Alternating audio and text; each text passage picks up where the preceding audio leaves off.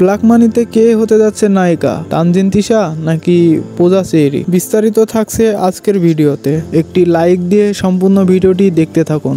ভারতে পশ্চিমবঙ্গের চিত্রনায়ক জিৎ ও বাংলাদেশের শরীফুল রাজকে নিয়ে 2 দিন আগে লায়ন নামে একটি ছবি বানানোর ঘোষণা দেন পরিচালক রায়হান রাফি। কিন্তু লায়ন ছবিতে নায়িকা কে হচ্ছে সে ব্যাপারে কিছুই বলেননি পরিচালক। তবে লায়ন ছবির নায়িকার নাম ঘোষণা না করলেও বিভিন্ন সূত্রে জানা গেছে তার পরিচালিত ওই ফিল্ম ব্ল্যাক মানিতে নায়িকা কে হচ্ছেন সে খবর প্রযোজনা প্রতিষ্ঠান ও বিভিন্ন সূত্রে জানা গেছে ব্ল্যাক মানিতে নায়িকা হতে যাচ্ছে পূজা চেরি। কাল শনিবার সন্ধ্যা ঢাকায় একটি হোটেলে নায়িকার নাম আনুষ্ঠানিকভাবে ঘোষণা করবে প্রযোজনা প্রতিষ্ঠান, প্রকাশ করবে অনন্য অভিনয় শিল্পীর নাম ও শুটিং শুরুর খবরও। অনেকদিন ধরে কথাবার্তা চলতে থাকলেও সময়ের আলোচিত নির্মাণ রায়হান রাফির নতুন ওয়েব ফিল্ম ব্ল্যাক মানির আনুষ্ঠানিক ঘোষণা আসছে কাল। এর মধ্যে চাউর হয় এই ছবিতে নায়িকা হবেন তানজিন তিশা। সপ্তাহ 2 এক প্রযোজনা প্রতিষ্ঠান সূত্র গণমাধ্যমকে তেমনটাই জানিয়েছিল। এই ঘোষণা প্রকাশ্যে আসার পর রাফির সঙ্গে তিশার প্রেমের সম্পর্কে খবর নিয়ে চর্চা হতে থাকে। চিত্রনায়িকা তমা মির্জার সঙ্গে প্রেমের সম্পর্কে অধ্যায় চুকে যাওয়ার পর যদিও গণমাধ্যমে তিশার প্রসঙ্গে রাফি বলেছেন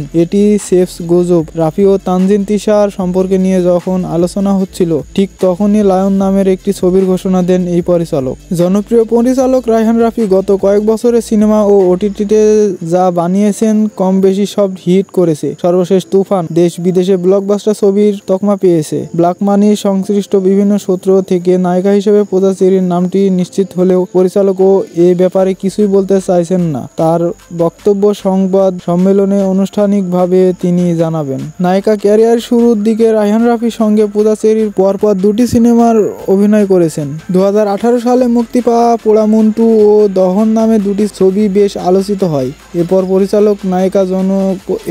পরিচালক ও নায়িকা দুজনকে একসঙ্গে কোনো ছবিতে দেখা যায়নি। ব্ল্যাক মানি প্রসঙ্গে এর আগে গণমাধ্যমকে রাফি জানিয়েছেন সিরিজটি দিয়ে প্রযোজনা প্রতিষ্ঠান বঙ্গর সঙ্গে তার প্রথম কাজ হতে যাচ্ছে। সাধারণ তিনি যে ধরনের গল্প পর্দায় বলার চেষ্টা করেছেন এটি তা থেকে অনেকটাই ভিন্ন। প্রতিষ্ঠানটির সঙ্গে নতুন ধরনের এরকম একটা প্রজেক্ট কাজ করতে পেরে তিনি অনেক আনন্দিত। এদিকে ব্ল্যাক মানি ওয়েব ফিল্মের চিত্রনায়ক রুবেলের কাজ করার সম্ভাবনা কথা শোনা যাচ্ছে। তবে যাই হোক না সবকিছু আনুষ্ঠানিকভাবে সংবাদ সম্মেলনে জানাতে চান পরিচালক ও প্রযোজনা প্রতিষ্ঠান। শেষ মুহূর্তে অভিনয় শিল্পী কস্টিং বদলে গেলেও অবাক হওয়ার কিছু নেই। ভিডিওটি ভালো লাগলে অবশ্যই কমেন্ট করতে ভুলবে না। আর আমার চ্যানেলে নতুন হলে অবশ্যই চ্যানেলটি সাবস্ক্রাইব করে রেখো। তো দেখা হচ্ছে নতুন কোনো ভিডিওতে। সে পর্যন্ত ভালো থাকো, সুস্থ থাকো, খোদা হাফেজ।